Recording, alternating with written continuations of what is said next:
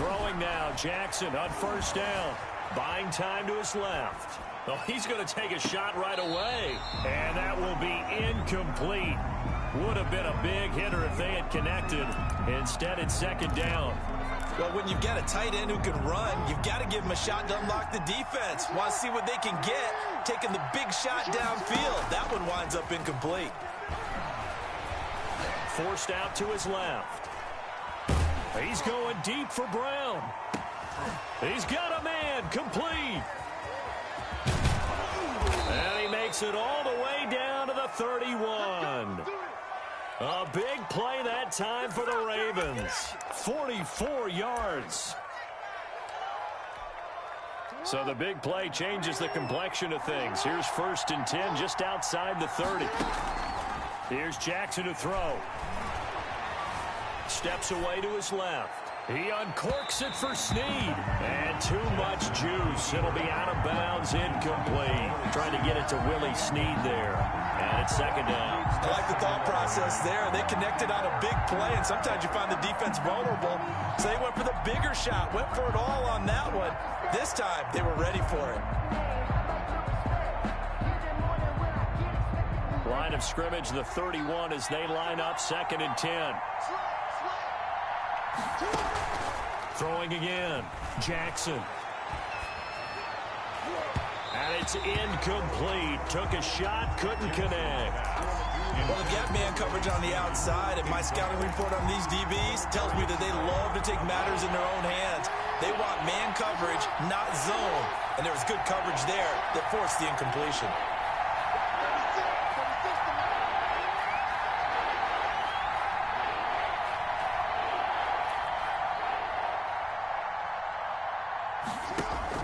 On 3rd down, Jackson. That's caught by the former Sooner, Mark Andrews. Jackson to Andrews on that one. 1st down, Baltimore. Nice job keeping that opening drive alive, and they're in plus territory, that part of the field where you really want to convert on 3rd down.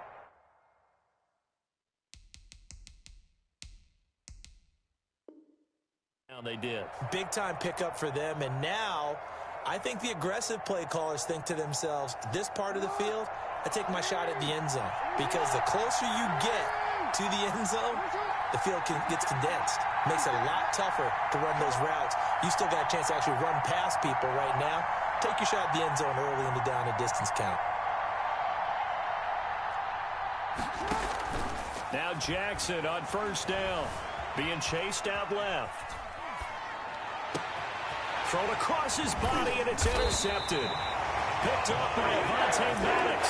And a short return will be stopped inside the 10 at the 8-yard line. The Eagles take over 1st and 10 at their own 8-yard line.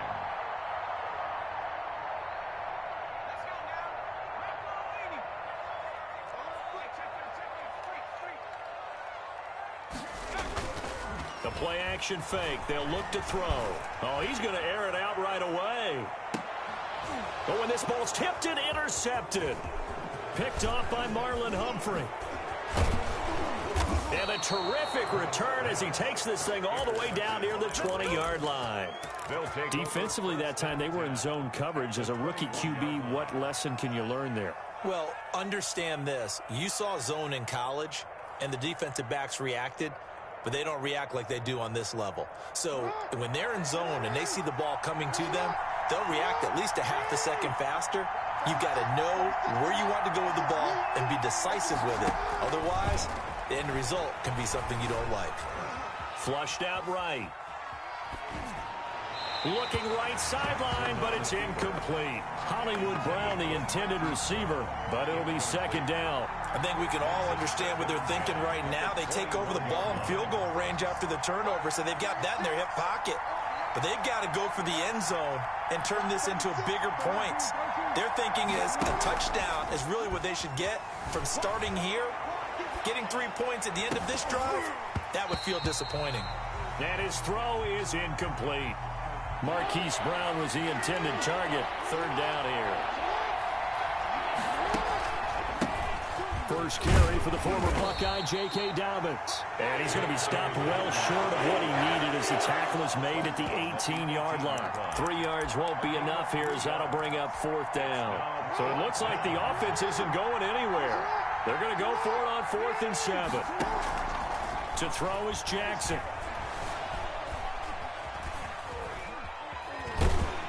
And eventually taken down here. Great coverage downfield. The Ravens go for it but come up empty. And the Eagles defense able to hold. Turnover on downs.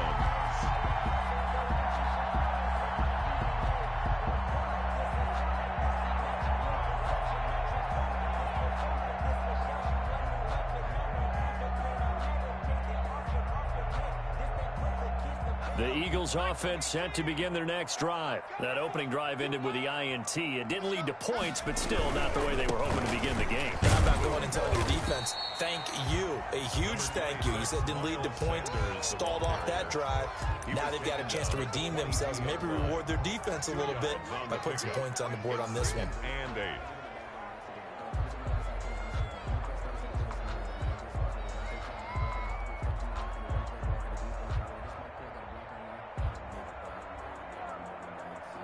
From the 22, here's 2nd and 8.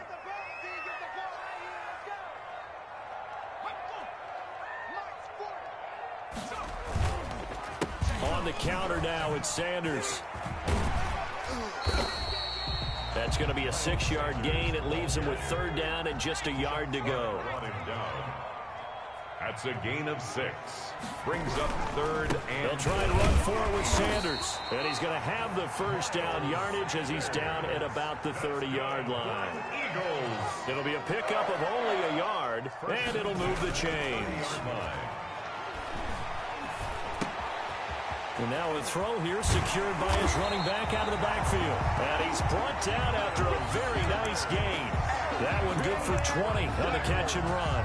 Nice little nifty play for him there. Yeah, that's the ability to read a defense and utilize players that don't often get picked up in coverage easily. And I'm talking about being able to use the backs out of the backfield. Because I know that when I used to cover, hey, we got everybody oh, he just snuck out there, and they just got a nice 1st down there. What do we love to say? Get those backs into space, right? And they were able to do that there. Nice pickup on 1st down. And they'll have it in the red zone before he crosses over out of bounds. A gain of 32 that time. So from inside the 20, here's 1st and 10 at the 18. We're scoreless after 1.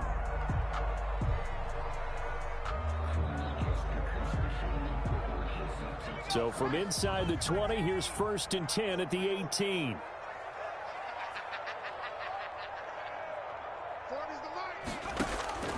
From the gun, it's Hurts. And once again, this is Sanders. Down he goes at the 10 with a solid pickup of 8.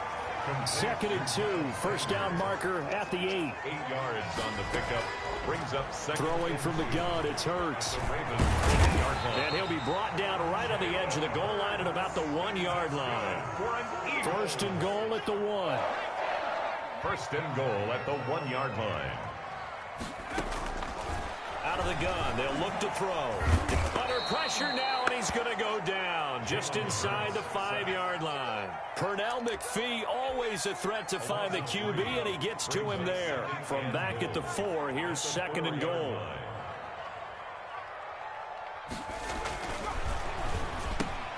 And he'll take it into the end zone for an Eagles touchdown. From 4 yards out, as his guys are on the board first here tonight. Jake Elliott. That pass also evens the ledger for the rookie quarterback. Had the interception earlier, and now he gets the touchdown throw. The ideal touchdown-interception ratio is, what, 3-1 for the best quarterbacks? But he's a rookie. Just getting back to even is a big deal. Increases the confidence his teammates have in him as he tries to become their leader.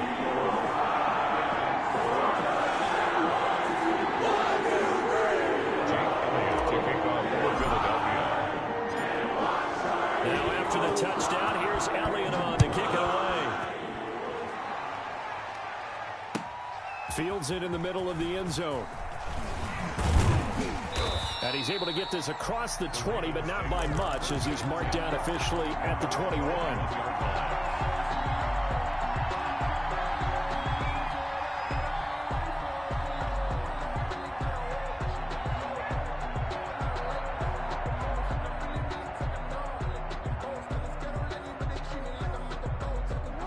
driven offense set at the line for this next drive. And on the last drive, they were in field goal range. They just opted not to kick it, didn't get it. How does that change the mentality this go around? I don't think it changes much for the head coach because this is what he preaches all the time. Attack at all times in any spot on the field. And he likes touchdowns, not field goals. Now, your field goal kicker, you've got to make sure you nurse him through and say, okay, don't worry about it. When we need you, you've got to be ready to go. And the team, of course, loves to see points on the board. So let's see if it changes a little bit if they're in the same spot again. Yeah, we'll see what the decision is here if they get to that spot.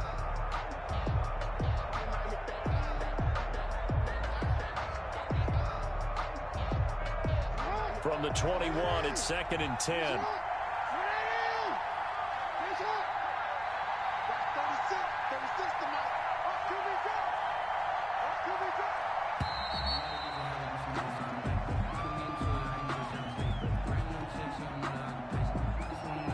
He didn't seem in a rush. I guess they just didn't know where the play clock was. I think you're right about that because there was no hurried movements there, right? No up-tempo at all.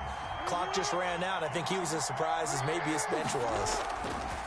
Now Jackson on 2nd down. Steps away. It's incomplete. Took a shot, couldn't connect. That one brought back a few nightmares because when a quarterback gets outside of the pocket, your job as a defensive back, make sure you stay as deep as the deepest receiver and not let anyone leak behind you for a big play. A nice job there having discipline and not letting them connect on that pass. An incomplete pass on that last play, and that means they'll need to come up with something here on 3rd down. Throwing is Jackson. Sliding out of the pocket. Catch is made by Marquise Brown. And he'll be out of bounds, but able to get it up past the 45. Boy, a nice play there as they wind up converting on 3rd and 15. That is definitely what we call on defense an uh-oh play. And what you mean by that is against Lamar Jackson, when you see him out of the pocket, your first thought is, uh-oh, he's going to try and run it. How do I get to him and get him on the ground? And guess what? That didn't happen, and his receivers took advantage. On the move to his left. Now he'll square up and throw deep left sideline. And incomplete as he was knocked as he threw it. And it took the ball off course. Similar to a shooter in basketball who just connected on the previous shot. They run another set for him on the next play. Now we had a guy who made the catch. They tried to get the big one downfield, but came up empty. He's going deep for Brown. And I think that one might have been intercepted, but he will be ruled out of bounds. So this will go only as incomplete. A deep ball down that right sideline, and he made sure that he put it where either his guy was going to catch it or no one was.